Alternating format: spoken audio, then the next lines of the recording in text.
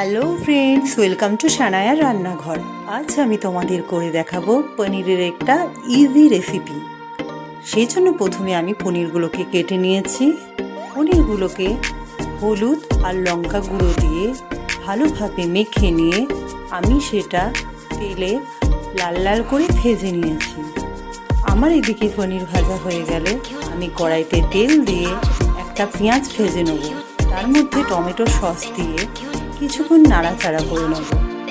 নাড়াচাড়া হয়ে যাওয়ার পর আমার বাটিতে ভিজিয়ে রাখা মশলা, এইখানে আছে জিরে, ধনে, গরম মশলা গুঁড়ো, আমি বাটিতে দুধ দিয়ে ভিজিয়ে রেখেছিলাম। সেই মশলাটাকে আমি কড়াইয়ে ঢেলে ভালোভাবে নেড়ে চেড়ে নেব।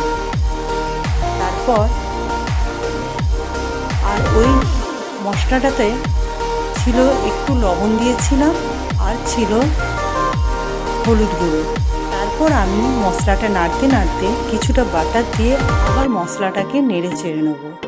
মশলাটি কিছুক্ষণ ঘন হয়ে গেলে আমি একটু ঝালের জন্য আমি কটা কাঁচা লঙ্কা এখানে অ্যাড করব। আপনারা দিতেও পারেন, নাও দিতে পারেন। তারপর মশলাটি একটু ঘন হয়ে গেলে আমি ভালোভাবে নাড়াচাড়া করে কয়েকটি কাঁচা লঙ্কা এই মশলার মধ্যে দিয়ে দেব। তারপর মশলাটি ফুটে উঠলে যখন দেখব মশলাটি একটু ঘন ঘন হয়ে উঠেছে, তখন আমি ভেজে রাখা পনিরগুলোকে এই মশলার মধ্যে ছেড়ে দেব। আস্তে আস্তে পনিরগুলোকে মশলার মধ্যে ছেড়ে নেড়ে চেড়ে আমার রেডি হয়ে যাবে পনিরের একটা ইজি রেসিপি। খেতে দুর্দান্ত, আপনারা একবার ট্রাই করতে পারেন।